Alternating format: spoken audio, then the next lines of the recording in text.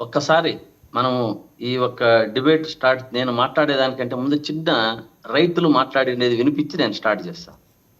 Land pooling అనేది ఈ ప్రభుత్వం ఎవరు వచ్చినా మేము ఇయ్యం. అసలు ల్యాండ్ పూలింగ్ ఇస్తే మేము వాళ్ళు ఇవాళ వస్తారు, రేపు మా వెంక చూసే వాళ్ళు ఉండరు.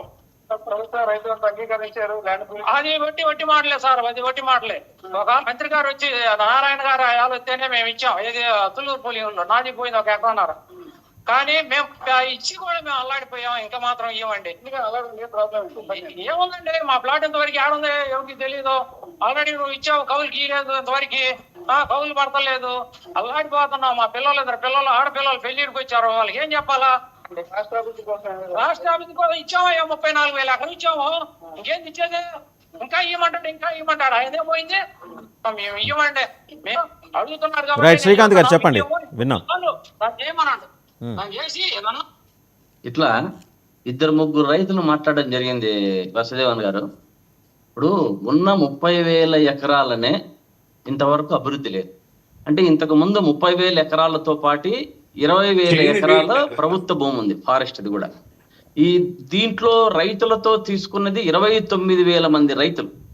ఆ 29,000 మంది రైతులకు తీసుకున్న 30,000 మరి వచ్చి దాంట్లో దాదాపు 20,000 రూపాయలు ప్రభుత్వ స్థలాన్ని అట్లా నిరుపయోగంగా పెట్టి ఈ 5 ఏళ్లలో, అంటే నేను ఒకటి చెప్పడం ఏమంటే, మనము 10 ఏళ్ళు అక్కడ హైదరాబాద్ లో మీరు కదా నిరుపయోగంగా పెట్టారు. వాళ్ళు ఎక్కడ నిరుపయోగం పెట్టారు? మీరు పెట్టారు నిరుపయోగంగా. సార్ చెప్తాను, హైదరాబాద్ లో ఉండి అక్కడ చేసుకొని చంద్రబాబు నాయుడు గారు అప్పుడున్నప్పుడు అభివృద్ధి చేసుకొని ఇక్కడికి రావాల్సిండే.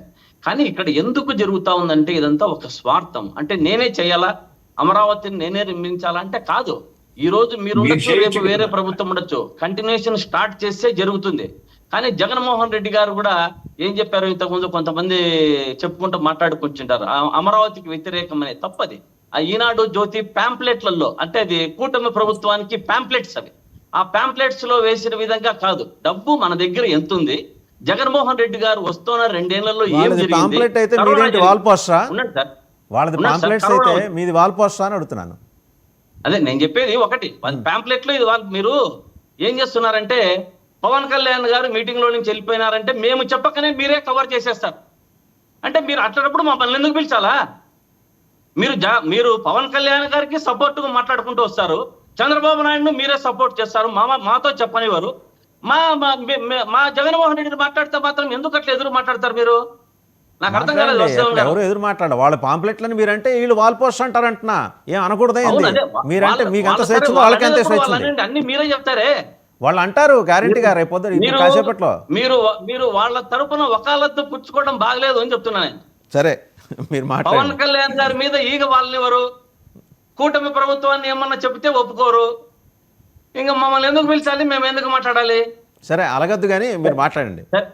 నేను చెప్తున్నాను ఏమంటే, అమరావతి మన బైఫర్కేషన్ జరిగినప్పుడు 10 ఏళ్ళు హైదరాబాద్ లో ఉండాలన్నప్పటికీ మనం ఉండలేక, అక్కడికి ఓటుకు నోటు కేసులో భయపడిపోయి ఇక్కడ అమరావతిని సృష్టించలేక మధ్యలో ప్రజలందరినీ అన్యాయం చేసి పెట్టారు అప్పుడు చంద్రబాబు నాయుడు గారు. అప్పట్లో జనసేన ఏం మాట్లాడింది, బీజేపీ ఏం మాట్లాడింది కూడా మనం చూసాం, బాగా చూసాం. వాళ్ళు ఈ రోజు కూర్చొని నీతులు చెప్తున్నారు శుద్ధపూసల మాదిరి. ఇప్పుడేదో కలిసి ఉన్నారు అని. దేనికొచ్చారు కలిసి? ప్రభుత్వం జగన్మోహన్ రెడ్డి గారిని అధపాతాళానికి తొక్కాలనే ఉద్దేశంతో, రాజకీయంగా ఎదగకూడదనే ఉద్దేశంతో, ప్రజల పక్షాన నిలబడతాడనే ఉద్దేశంతో మీరందరూ కలిసి. ఆవు కథ ఎన్ని రోజులు చెప్తారండి మీరు? అన్ని అడిచి తిరిగేసి ఆవు కథ చెప్తారు, మళ్ళీ అన్ని జగన్మోహన్ రెడ్డి గారిని అడ్డుకోవడానికని. నేను చెప్పేది మీరు నన్ను కంప్లీట్ చేయనివారు, దానికి కంటిన్యూషన్ ఉంటుంది. ఒకటి చెప్పే దాంట్లో మీరు మధ్యలో వస్తారు. నేనేం చెప్పాను సార్, చెప్పండి. ఆ ఉద్దేశంతో వచ్చారు తప్ప మీరు అభివృద్ధి కోసం కాదు వీళ్ళదు అన్నది నేను తేల్చి చెప్తున్నాను అని చెప్తున్నా. ఇప్పుడు కూడా ఆ 30,000 ఎకరాల్లో అభివృద్ధి చేయకుండా ఇప్పుడు ఉన్నటువంటి 40,000 ఎకరాలు, 44,736 ఎకరాలను మళ్ళీ పూల్ చేయాలన్నది. దీని మీద ఇంకా డబ్బులన్నీ ఎక్కడ అయిపోయినాయి. లోన్ పెట్టి వీళ్ళు చేసేది ఏముండదు. దాని మీద లోన్లు తీసుకొచ్చి ఈ 3 ఏళ్ళు గడపాలి, ఈ 4 ఏళ్ళు గడిచిపోవాలంతే. అమరావతి అభివృద్ధి ఎలా పోయినసారి మోడీ గారు అమరావతి కానీ మరి వచ్చి మన ఈ వాటర్ సోర్సెస్ కానీ ఎలా చెప్పారో అదే విధంగా పోలవరం కానీ వీళ్ళు ఏమీ చేయలేరు.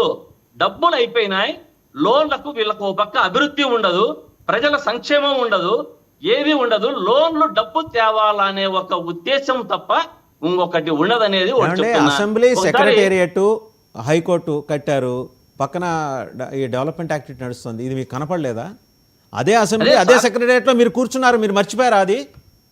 నేను చెప్తున్నది అదే, ఇంకా కంక్లూజన్ కాలేదు. తాత్కాలికం అని ఎందుకు చెప్పాలండి? అదే పర్మనెంట్ ఎందుకు కాకూడదు? ఆ రోజు మీరు డబ్బులు చేస్తుండే- దండుకొని ఊరికే మీరు చేస్తుండే వేలకు పని కదా, వేలు, మీరు లక్షలకు చేస్తుండే పని లక్షలు, కదా. కోట్ల పర్సెంటేజ్ తీసుకొని దాన్ని ఎక్కడా లేని విధంగా స్క్వేర్ ఫీట్ కు 20,000 రూపాయలు 30,000 రూపాయలు పెట్టి ఎందుకు తాత్కాలికం అన్నారు ఆ రోజు? దాన్నే పర్మనెంట్ చేయాలని అడుగుతున్నా నేను. పర్మనెంట్ ఎందుకు చేయలేదు? డబ్బులు దండుకునే దానికి చేయలేదు.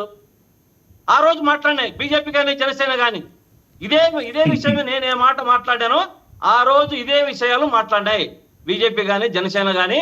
అక్కడ అనవసరంగా తాత్కాలికం అంటూ అనవసరమైన డబ్బులు ఖర్చు పెడుతున్నారు, ఇది పర్మనెంట్ ఎందుకు కాకూడదు అని అడిగారు. ఈ రోజు మళ్ళీ కూర్చొని ఆ రోజు అది జరిగింది, ఈ రోజు జరిగింది నీతులు చెప్తున్నారు.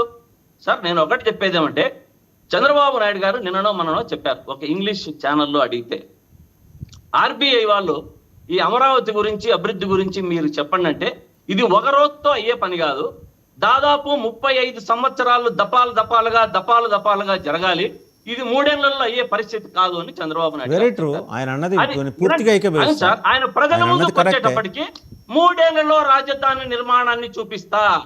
అబద్ధం కాదా ఇది? అంటే ఎవరిని నమ్మపుచ్చాడు ఆయన?